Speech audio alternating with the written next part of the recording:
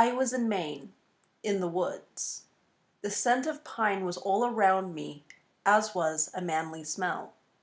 Leather, Old Spice, and cold.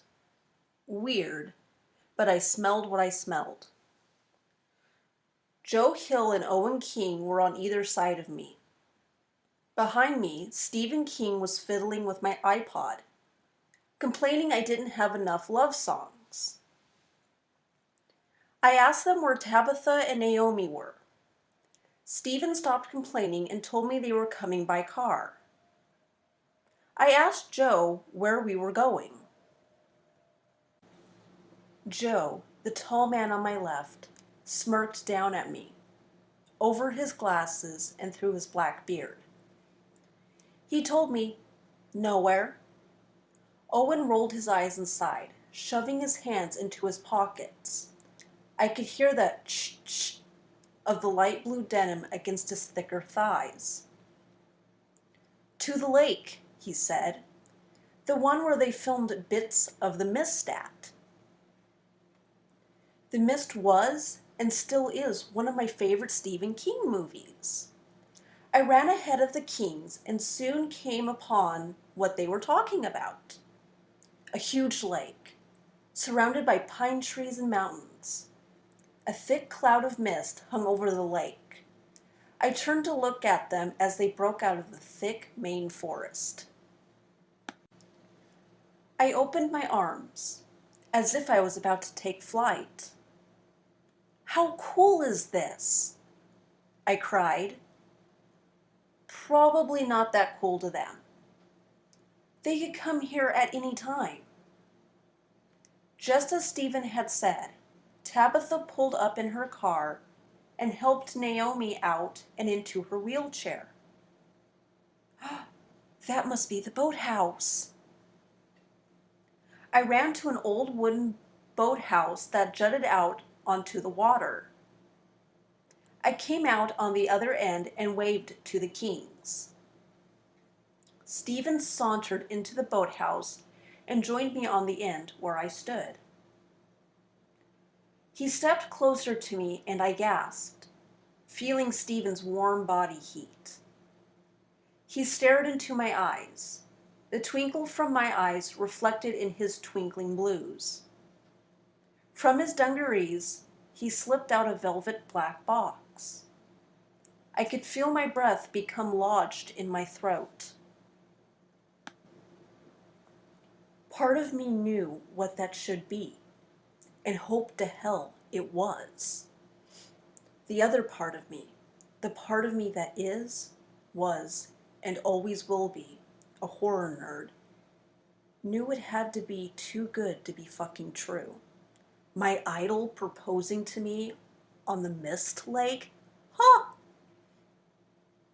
I saw Joe, on the land and behind Stephen, cup his hands around his bearded mouth. "Do it now, Dad!" he called out. I could see Owen as he quickly scrolled to a song and said something to Tabitha. I turned my attention back to Stephen, who smiled sheepishly. A smile that spoke volumes. I'm sorry my family doesn't have this down perfect. Yet, at the same time, I love you. Tabitha had gone to her car and plugged in my iPod. The song Owen had picked, a beautiful country song. One boy and one girl. The sweet music awoke the bone-like woods around us. I remember finally giving in to Mick when he said he had someone I should meet.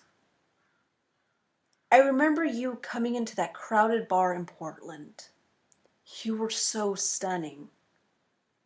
And it was love at first sight for me. Our eyes met and everyone else disappeared, he said, grabbing both of my hands in his aged hands. I blushed at his words. You had my heart beating wildly, and I knew this was the day I've waited for my whole life. He bent down and kissed me before slowly getting down on one knee. Behind him, I could hear Naomi's breath hitch and sense Tabitha's tears. Stephen opened the box, and there was a glorious sapphire surrounded by rubies. Tomorrow we can go to a little church in front of our friends and family. What do you say? Will you marry me? I couldn't speak. I didn't even know words that I could say. It's like my mind stopped working. All I could do was nod at 100 miles an hour. Yes, yes, of course, Stephen. My voice was found. I felt tears roll down my face. Yes, I will. He slid the ring onto my finger and kissed me, his hands cupping my small face, protecting my cheeks from the harsh Maine winds. I want to hear Naomi say, "Daddy, kiss your bride. Tomorrow. I want to raise your veil. I want to make time stand still," he cooed, rubbing his nose against my freckled nose. We walked hand in hand out of the boathouse, giggling and blushing like two young school kids. Joe wrapped his arm around my shoulders and poked my ribs. "So, anything to say, Mrs. Stephen King?"